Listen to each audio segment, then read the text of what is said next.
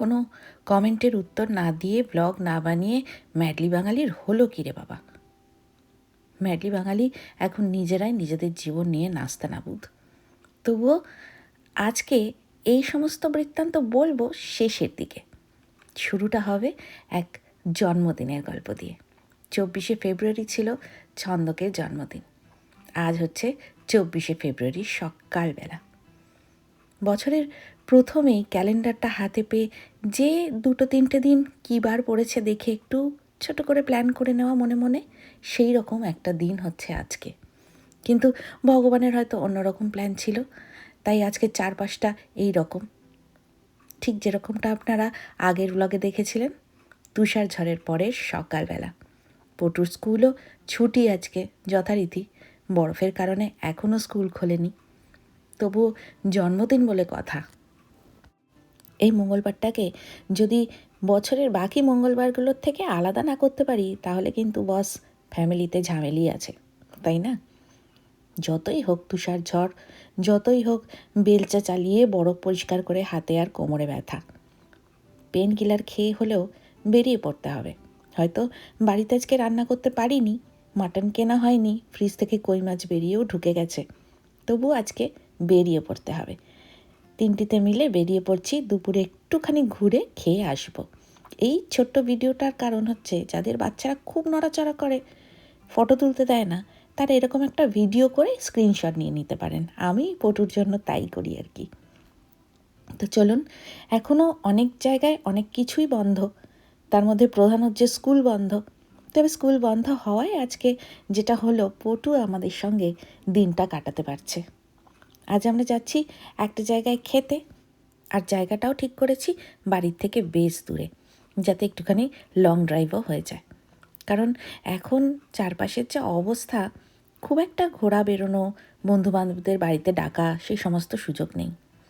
পটুর জন্য দেখুন সিট বেল্টের এই কভারটা কিনেছি। আর একটা কিনেছি যে জিনিসটা ভীষণ ইম্পর্টেন্ট, সেটা হচ্ছে এই স্টিকারটা। যদি কোনো কারণে আমাদের কোনো অঘটন ঘটে আর কি, তখন যারা পটুকে রেস্কিউ করবেন, যাতে ওইটা পড়ে বুঝতে পারেন যে পটুর অটিজম আছে আর ওকে কিভাবে হ্যান্ডেল করতে হবে। যাই হোক, বাড়ির থেকে দূরে বসে জন্মদিন কাটানোর অভ্যাস তো আমাদের গত কয়েক বছরে হয়েই গেছে। তবে সেই জন্মদিনগুলো বন্ধুবান্ধবের ঘিরে রাখা একটা জন্মদিন। এবছর এত দূরে বাড়ির থেকে, কিন্তু এমন এক চরম ওয়েদার যে বন্ধুবান্ধবদের ডাকা মানে তাদের উপর অত্যাচার করা হয়ে যাবে। একে সপ্তাহের মাঝখানে অফিসের দিন, স্কুলের দিন, তার মধ্যে এই ওয়েদার। সেই জন্য ভেবেছি শনিবারের জন্য তোলা থাকুক সেই দিনটা। আজকে আমরাই দিনটাকে একটু স্পেশাল করে রাখার চেষ্টা করি। চেষ্টা করতেই হবে, হলোই বা 41 বছরের জন্মদিন। তবুও এই দিনটাকে যদি আমি অন্য দিনের মতো বইয়ে দিতাম, ঠিক আছে এত বয়সে আর জন্মদিনের কী দরকার, সেলিব্রেশনের কী দরকার, তাহলে বোধহয় ঠিক হতো না। পৃথিবীর সব থেকে মুখচারা লোকটাও জন্মদিনের উইশ করলে যে রে রে করে তেড়ে আসে, সেও বোধহয় মনে মনে 3-4 বার ভাবে সারাদিনে যে আজ আমার জন্মদিন। মা বলেছিল না যে এই সময় আমি হয়েছিলাম, ঘড়ির দিকে ঠিক চোখ চলে যায় সেই সময়টায়। আর আমরা হচ্ছি ঠিক তার উল্টোটা, একটু হল্লাপাটি। জন্মদিনের 7-8 দিন আগের থেকেই শুরু হয়ে যায় কী কী রান্না হবে, কে কে আসবে। একটা গোটা মাসের যত 7 খুন মাফ করানো হয় এই জন্মদিনের দোহাই দিয়ে। এই আমরা পৌঁছে গেছি। আজকে দুপুরের খাওয়া দাওয়া এখানেই হবে, ছোট্ট একটা ইন্ডিয়ান রেস্টুরেন্ট। চলুন খেতে খেতে বাকি গল্প করা যাবে।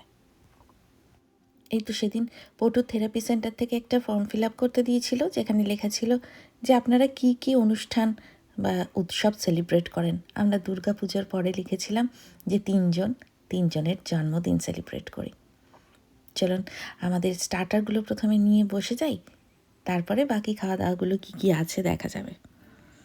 এখানে মূলত চিকেনেরই সমস্ত স্টার্টার আছে, তার সঙ্গে একটা বিটরুট কাবাব আছে।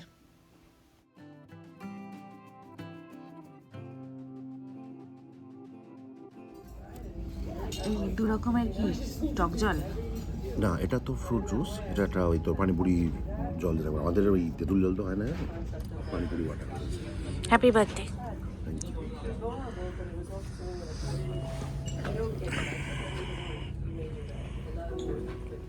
এই জিনিসটাকে ফুচকা না বলে বরং পানিপুরি বলাই ভালো। ফুচকার সেই স্বর্গীয় ব্যাপারটা এর মধ্যে নেই। তবে দেখতে যেহেতু এরকম, লোভ সামলানো যায় না, ঝট করে দুটো পাতে তুলে নেওয়া। এবার হচ্ছে মেন কোর্স, বিরিয়ানি, ডাল ভাত, আর এই হচ্ছে বাটার চিকেন। আরও পনির টনির অনেক কিছু ছিল, নিয়ে নিই। আর একটুখানি গোলাপ জামুন নিয়েছি, আমি আর পটু শেয়ার করে খেলাম। আর জন্মদিন যেহেতু, তাই একটু ফিরনিও নিয়ে এসছি। ছন্দক দুধের জিনিস খুব একটা পছন্দ করে না, তবে ওই আর কি, জন্মদিনে একটু চাল আর দুধের জিনিস খাওয়া শুভ বোধ হয়। সুন্দর করে সাজানো ছিমছাম একটা রেস্টুরেন্টে আমাদের আজকে দুপুরে খাওয়া দাওয়া হয়ে গেল। এবার আমরা ফিরতি পথে বাড়িতে যাব, তো মনটা খচখচ করছিল যে আজকের দিনে ছন্দকে একটা গিফট দিলাম না। আপনারা অনেকেই হয়তো আমায় বকবেন যে আগের থেকে কেন অর্ডার করিনি। আসলে এই দেশে আমার কিন্তু আলাদা করে অর্ডার করার কোনো জায়গা নেই, না আছে আমার ব্যাঙ্ক অ্যাকাউন্ট, না আছে আমার ক্রেডিট কার্ড। সেই জন্য যা হয় ছন্দক মারফতই হয়। ওর জন্মদিনের গিফট ওর ক্রেডিট কার্ডেই কিনতে হবে আমাকে। তবু ভেবেছি যে বাড়ি গিয়ে ফ্রেশ হয়ে একটুখানি দোকান বাজারে যাব। একটা অন্তত গিফট না হলে আজকের দিনটা কীরকম ফাঁকা ফাঁকা লাগে না বলুন। সন্ধেবেলা গেছিলাম একটা দোকানে, খুব দূরে নয়, বাড়ির কাছেই।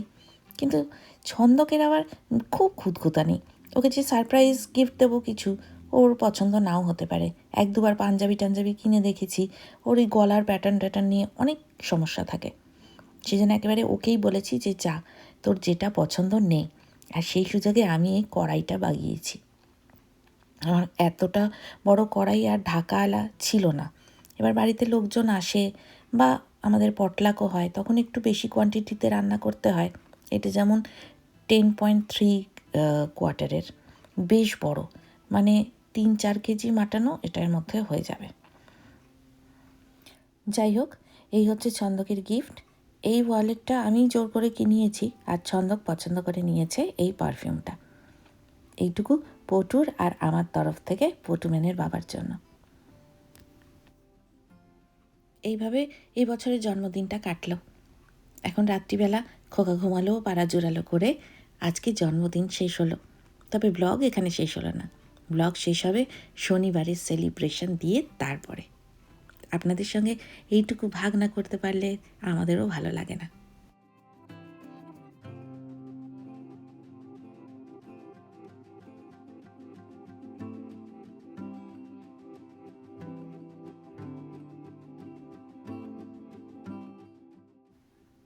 আজ হচ্ছে শনিবার সকালবেলা, একেবারে কুয়াশা ঘেরা। তবে এই কদিনে ঠান্ডা অনেক কমেছে জানেন তো। আজ সকাল থেকে তোড়জোড় শুরু হবে, কারণ আজ বাড়িতে আসছে বন্ধুরা। বন্ধুরা মানে ওই আমাদের যে দুই বন্ধু খুব কাছাকাছি থাকে তারা। দূরের বন্ধুদের তো আর বলতে পারি না এরকম হঠাৎ করে চলে আসতে। আপনাদের বোধহয় এই তাকটা দেখানো হয়নি, এটা আমি বসে বসে একা একা বানিয়েছি। আর এর মধ্যে মাইক্রোওয়েভ, আরও যা যা মিক্সি টিক্সি, এয়ার ফ্রায়ার, রাইস কুকার আছে, সমস্ত কিছু ধরে গেছে। আলু পেঁয়াজও জায়গা পেয়েছে এখানে। এটা করে ভারী সুবিধা হয়েছে। আমাদের এই রান্নাঘরে জায়গা ভীষণ কম, তো স্টোরেজ ভীষণ কম, সেজন্য এইটার খুব দরকার ছিল। চলুন এবার রান্নাগুলো ঝটপট করে বসাই। চা আমার প্রায় হয়েই এলো। গরম জল করে একটা টি ব্যাগ তাতে ডুবিয়ে চায়ে চুমুক দিয়ে একেবারে কোমর বেঁধে লেগে পড়ব।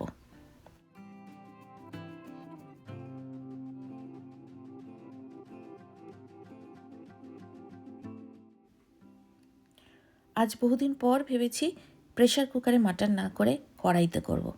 এই ঢাকাওয়ালা কড়াইটা কেনার কারণই এটা, যাতে একটুখানি ফ্রাইড রাইস, পোলাও বা মাটন, চিকেন এগুলো ঢাকা দিয়ে দিয়ে আস্তে আস্তে করতে পারি।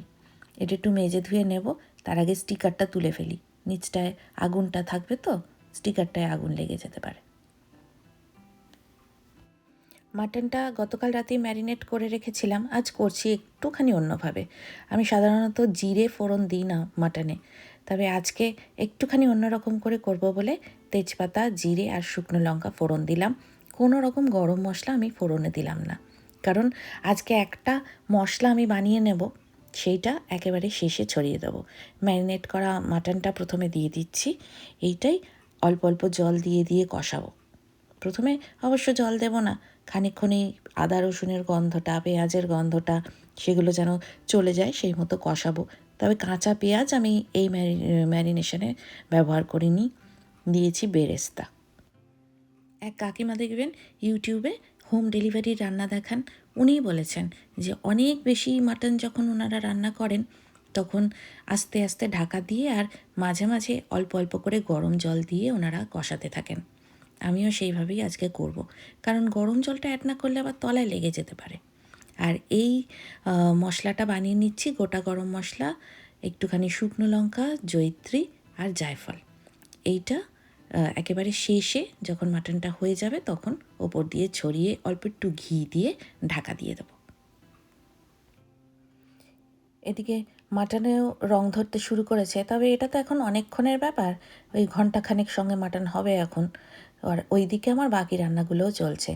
আজকের মেনু হচ্ছে বাসন্তী পোলাও, মাটন কষা, ফিশ ফ্রাই আর সিমুয়ের পায়েস। সিমুইটা একটুখানি ভেজে নিয়ে পায়েসটা করব, কিন্তু ছন্দক আবার ওই দুধ জাল দিলে যে শর্টটা হয় সেটা পছন্দ করে না, তাই কনডেন্স মিল্ক দিয়ে আমি ওটাকে একটুখানি গাঢ় করে নেব। এই যে সিমুইগুলো ভাজা হয়ে গেছে, এগুলো তুলে রেখে দুধটা জাল দেব। আর আজকে ভেবেছি সিমুয়ের পায়েসটার মধ্যে একটুখানি ফিরনির মতো কেওড়া ওয়াটার আর রোজ ওয়াটারও দিয়ে দেবো, তাহলে গন্ধটাও একটুখানি অন্যরকম হবে। পটু তো দুধ খায় না, কারণ ওর গ্লুটেন অ্যালার্জি আছে, তবে এই ল্যাকটোজ ফ্রি দুধটা এবার নিয়ে এসেছি, যদি পটু একটু চেখে দেখে সেজন্য ভেবেছি যে এই দুধটা দিয়েই করব। আর এইদিকে আমি ফিশ ফ্রাইয়ের মাছগুলো ম্যারিনেট করে রাখছি। ওইটা প্রথমে লেবুর রস, নুন, গোলমরিচ দিয়ে খানিকক্ষণ ম্যারিনেট করে রেখেছিলাম, তারপরে অল্প পেঁয়াজ, আদা, রসুন, ধনেপাতা, কাঁচা লঙ্কা বাটা এগুলো দিয়ে অনেকক্ষণ ম্যারিনেট করে রাখবো। সেই বিকেলবেলা সবাই আসার আগে এটা ফ্রিজ থেকে বার করে 1 চামচ কর্নফ্লাওয়ার মিশিয়ে তারপরে ডিম আর ওই ব্রেড ক্র্যাম্পের মধ্যে ডাবল কোট করে ভেজে নেব। আগে ভাগেই মুখে বলে দিলাম, কারণ তখন হয়তো আর ভিডিও করা হবে না। এখন সন্ধে প্রায় 8টা বাজে, আমি ফিশ ফ্রাই ভাজতে বসিয়ে দিয়েছি আর বাকিরা আসাও শুরু করেছে। আর ওইদিকে পুটুম্যান, তার প্রায় ঘুমের দেশে যাওয়ার সময় হয়ে গেল। এই হচ্ছে ফিশ ফ্রাই, সবাই এসে গেছে, আপনাদের সঙ্গে দেখা করাচ্ছি।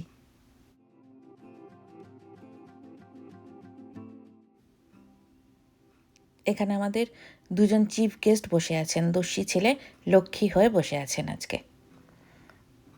বাকিরাও এসছে, মানে ইন্দ্রাণীরা আর শুভব্রতরা উইথ ফ্যামিলি আর কি। সঙ্গে রূপম ইসলাম গান টান গাইছেন আজকে আমাদের এই পার্টিতে। ওখানে দেখতেই পাচ্ছেন কর্নারটা টেবিল দিয়ে গার্ড করা হয়েছে। আর পটুম্যান রাতের খাবার খেয়ে নিচ্ছে, কারণ ওর অলরেডি ঘুম পেয়ে গেছে এখনই।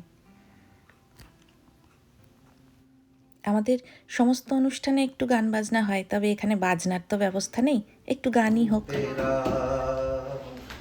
तू अगर मेरी ये उजाले तेरे, तू अगर मेरी दिल हवाले तेरे, तू अगर मेरी मैं हूँ तेरा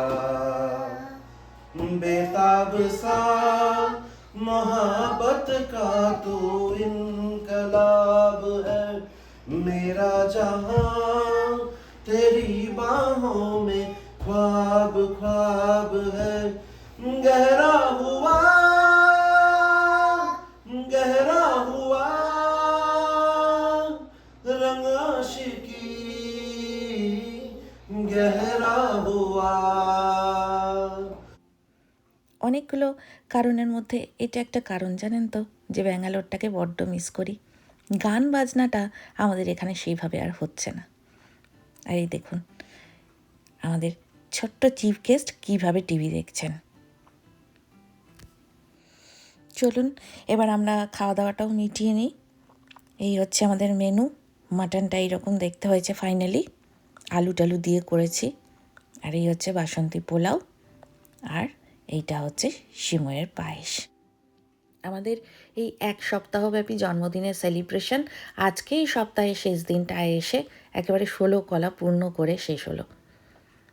জন্মদিন এরকম একটু হই হুল্লোড়, গান বাজনা, বন্ধুবান্ধব, হাসি, এইগুলো ছাড়া তো একেবারেই অসম্পূর্ণ।